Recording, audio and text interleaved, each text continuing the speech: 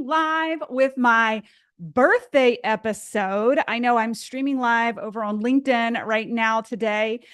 Yes, it's a couple days early, but I'm getting it out there because I'm going to be in the middle of our first launch of the year on my birthday. So wanted to go ahead and get this episode out. Today's episode is really about things I've learned over the last year of my life as I've traveled around the sun with all of you. And so that's what I'm going to be chatting about today.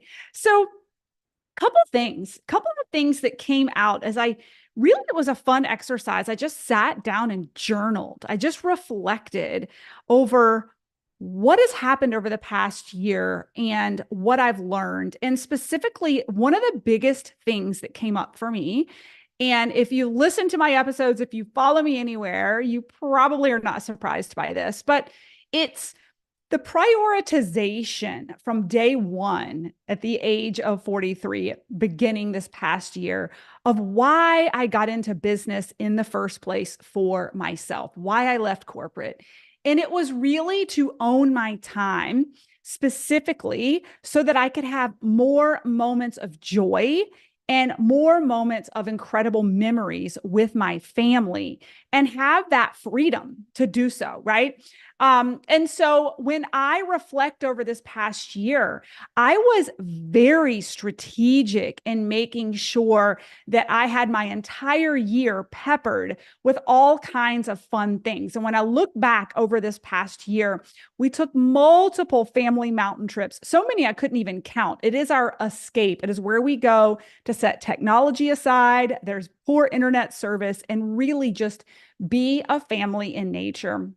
I took a spiritual retreat with my husband, which was so profound and such an incredible breakthrough because he's really on this journey with me. And it was phenomenal to just kind of hit pause on everything and just focus on us and focus on where we are today and our spirituality. And it was just such a growth moment for the two of us.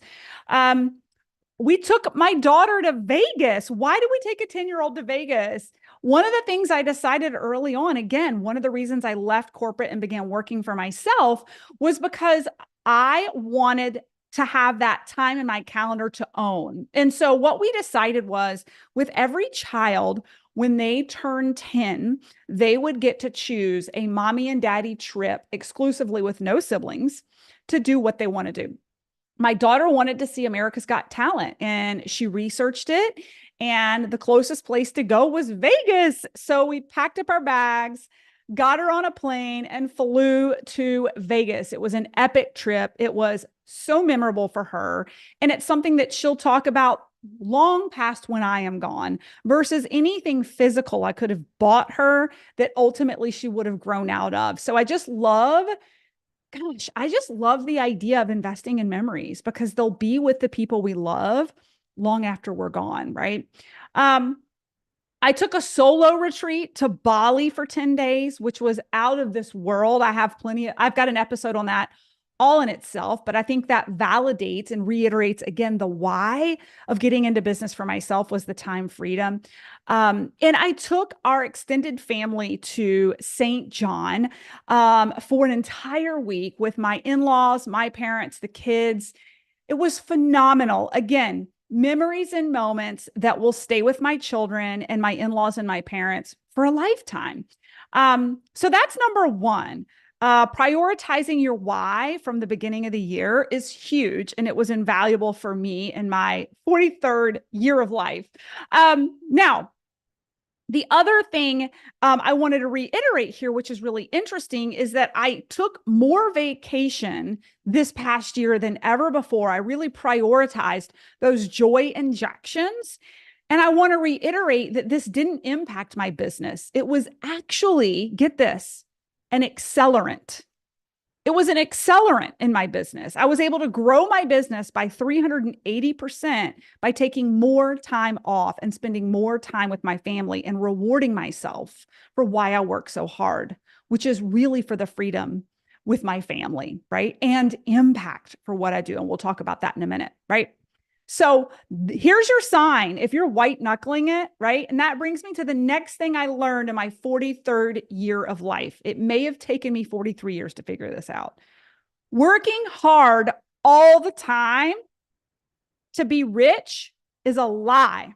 I'm going to say that one more time. Working hard all the time to be rich is a lie. And I'm just now beginning to realize this. It's about working smarter. It's about putting the right people in place. It's about investing your money wisely. It's about understanding tax strategies, right? Like, oh my gosh, it's about actually wealth is about being smarter, not working harder. I will never tell my children from this day forward, if you just work really hard, you might just be, that is bullshit. The garbage man works hard. My hairstylist works hard. School teachers work hard. But that doesn't mean they're going to be rich, right? It's being strategic and smart and taking calculated risks that make you wealthy. And those are the conversations I'm going to have with my children, not working hard. Okay. What else did I learn this past year? I was divinely guided this past year, surprisingly, unbeknownst to me, through a spiritual awakening that started in February. I should have a whole episode on this. And I really reconnected to my spirituality and my purpose after a couple of years of being lost. So beyond why I left corporate to have the time freedom and have the memories with my family, I also realized my purpose in business and my purpose in what I can do. And it's kind of crazy. I mean, it's kind of cool and wild. The other thing I realized, and I'll get into my purpose in a minute, but I realized that I'm halfway through my life, most likely. Wild, right? Like I'm really processing it, that I'm probably nearly halfway through my life. And I'm actually excited that I'm just getting started, right? That there's so many things I've yet to do that I'm so excited, and I'm like, have more focus and more guided purpose than ever before. It was like the first half of my life was just figuring myself out. And now I'm like, okay, I'm getting it. And I'm instituting daily practices to get even clearer and even more purposeful, right? And so I bring you to the purpose, my purpose in life. I've really come to realize that I'm really kind of a Trojan horse. And if you're watching this live or you listen to this later, please text me or DM me on any of my social handles if you agree with this. What I've come to realize is that I am like a Trojan horse in the sense that I happen to be pretty okay at business and motivating people to take radical action to get results in their business. I attract people who are looking for growth in their business, likely looking for radical changes and results. But what's really cool that I am loving is that in the process, I actually am also inspiring people to get back to the root of why they got into business in the first place. I inspire them to find themselves again and prioritize joy. I am like a joy dealer, right? I am a hope dealer. I'm teaching people to prioritize joy in their life while they're building their business. I am reminding them of the essence of what being a human is all about and to live all out wherever they are. And my vehicle just happens to be through business, but I'm getting so excited about what's to come with this Trojan horse. Okay. So that's that. Another thing I learned in my 43rd year of life was really around forgiveness and how it heals and how it clears negative energy in the body. One of the reasons I think I've gotten so healthy this year is it's beyond the nutrition, it's beyond the fitness, which are all helpful. But if you know me and you've known me for years, I've been focused on those things for years. It's the energy that I carry and the energy I've been willing to release. And so on one end, there was some negative energy that I was carrying around my alcoholic father who passed in the previous year, and really doing some focused practices to release and surrender and forgive and have compassion for him has shifted my essence. It's shifted my energy vibration. It shifted my relationship with him to this day, right? On the other hand, asking for forgiveness has been as healing as giving forgiveness. So asking my older children for forgiveness for when I was a much more triggered, very angry, very high stressed, super career focused mom who was probably a little negligent and, like I said, triggered and overly responsive and kind of angry and just I'm not proud of who I was in my early to mid 30s. I'm really not, with how I interacted with my children and getting by. And so pausing and actually acknowledging that and having those conversations with my children have been so healing for them. And it's been so healing for me. And I have a whole episode on that. What else did I learn in my 43rd year of life? I learned to release toxicity in my life and that it's okay to do it quickly if you want, right? I learned to release relationships and not allow relationships that are toxic. I have actually learned how to dissuade clients from enrolling in my program if I don't like their energy, which is really kind of cool. I have learned to actually I've realized that there's people in your life that you have relationship contracts with that have an expiration date. And that's okay. Whether it's a personal relationship or it's in business, that there are seasons that people will come into your life. And then there's scenarios where those relationships can be outlived and things can start to go bad if you don't end the contract because it's time, right? It's time. I've experienced that with a company in hypergrowth from going from 0 to almost 4 million in revenue per year in less than 5 years. If you can imagine, there's people on my team who could ride that rocket ship. And there were people that I love that we outgrew who didn't have the capacity, right? And it became toxic to drag them along, right? And it's the same in personal relationships, right? I think Lori Harder says it best that we can have soul contracts that have an expiration date and that they serve a purpose, but they may come and go. And that is okay. Leave room for the higher energy interaction in the future, right? Releasing toxicity. Alcohol was a big one for me. I never perceivably on the outside drank a lot compared to a lot of people like my father, but I definitely noticed at the beginning of this past year that really alcohol was like a nervous system regulator for me, where some people use other self-coping mechanisms. I would have 2 glasses of wine like nearly every night to down-regulate my nerves from the growth of my company and the stress of all of it, right? And then, switching gears to taking care of my kids. I know some of you know what I'm talking about, right? Going from work to like the next shift. And some of you guys might think this is a little overkill and putting this in the category of toxicity, but I got rid of watching television pretty much like altogether. Instead of filling my brain with mindless fiction, pictorial shows in the evening, I just go to bed. And I actually save that brain for myself by getting up earlier in the morning. I love, love, love, and cherish the super quiet time in the mornings before anyone is awake, anyone.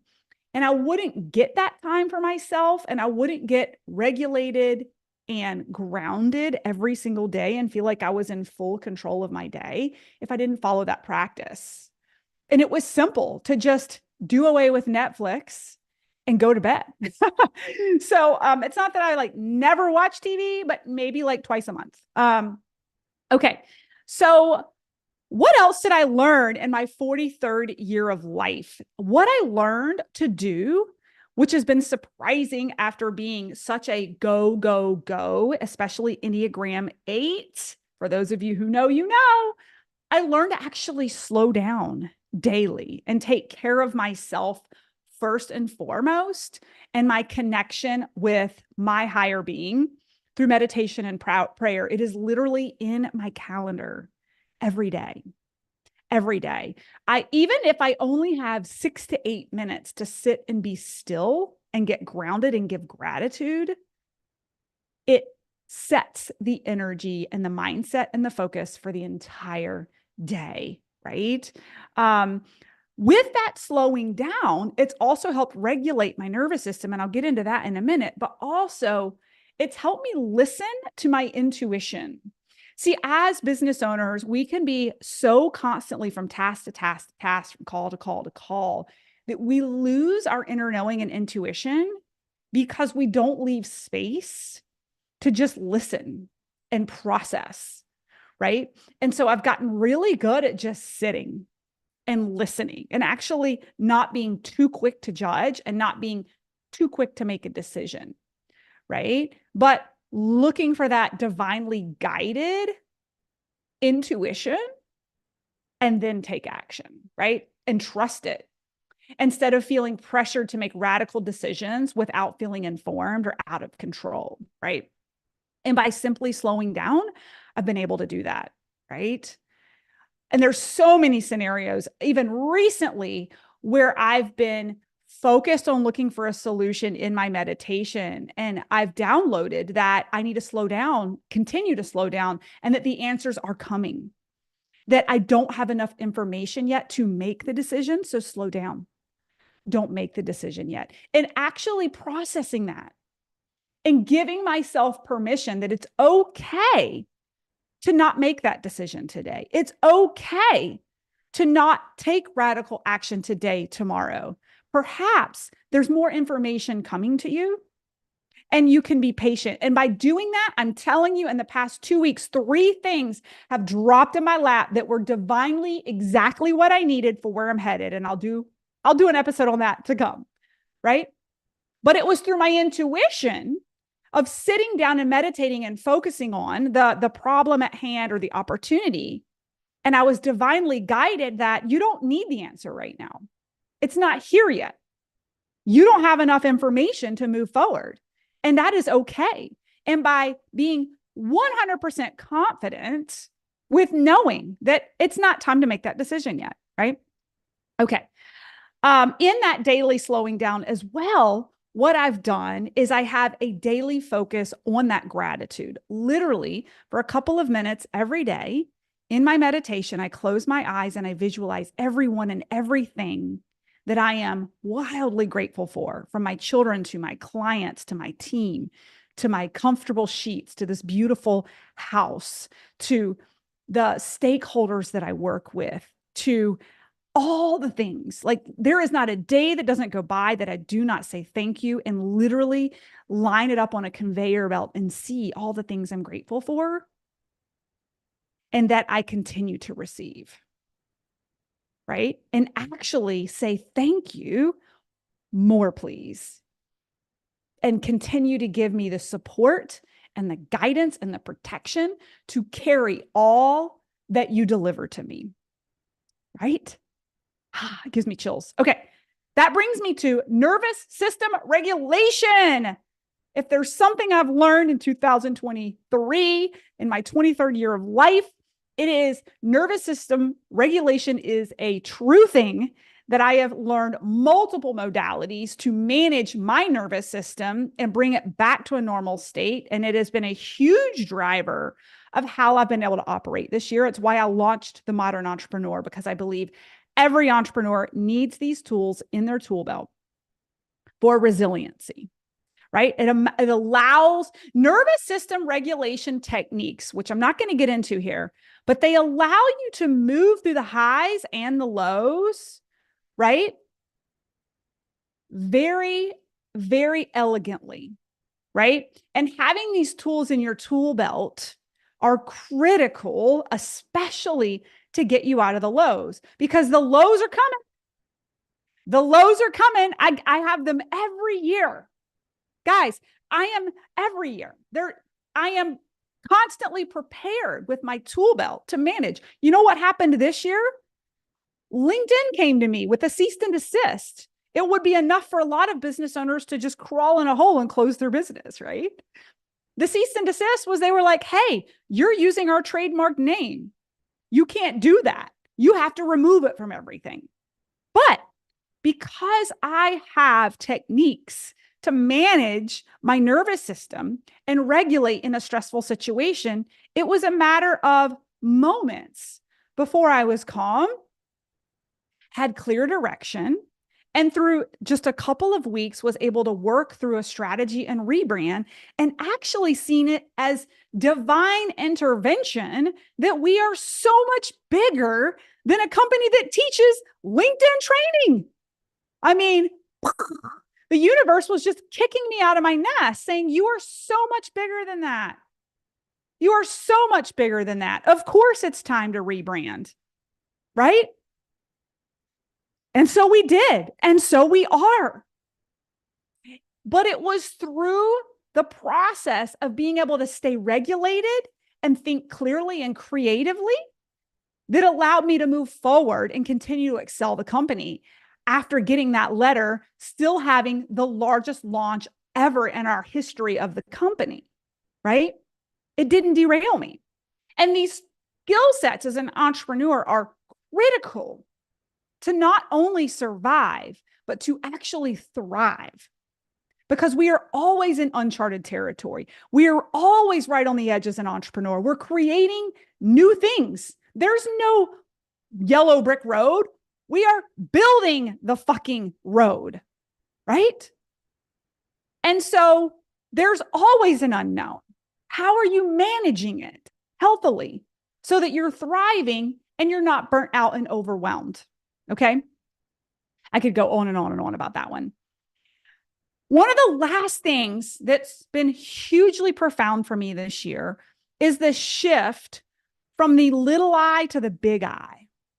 And what I mean by that at the age of 43 and 5 years into business with Burnout to All Out is that in the beginning, it was about my little I, me, self-preservation. How do I get out of corporate? How do I build a different life? How do I get time freedom? How do I control my time? The little I, right?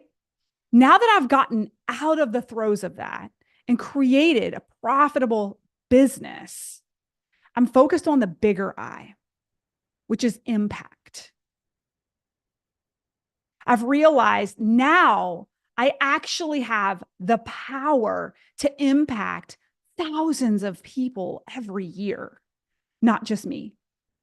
And so this next year around the sun is going to be about how can I create larger impact at every level of my life, to my family. This year will be the first year I'm bringing them to my live event in Austin, and my husband will get to sit in the room and participate. I've had many people say, has he ever seen you at work on stage? No, right? Let me impact my family, impact my team. First time ever, I'm taking them on a restorative retreat in February. Impact my clients at a higher level, impact those who follow us at a higher level. And how can I create a larger impact on humanity as a whole this year? And actually create direct goals with our launches to ways that we can give back based off the success of our business. Create purpose beyond even the impact of our clients, but the impact of humanity, right? That's what I've learned at the age of 43 as I transition into my 44th year. How can we impact this year? How can you impact this coming year, this year, 2024? Who and how will you impact, right? And why are you in business? Why are you in business? What drives you, right? What drives you? Don't forget to constantly remind yourself why you got into business in the first place and reward yourself along the way, right?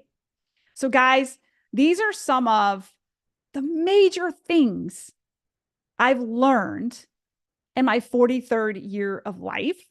I hope that you guys enjoyed this episode, my birthday episode. And with that, have an amazing day.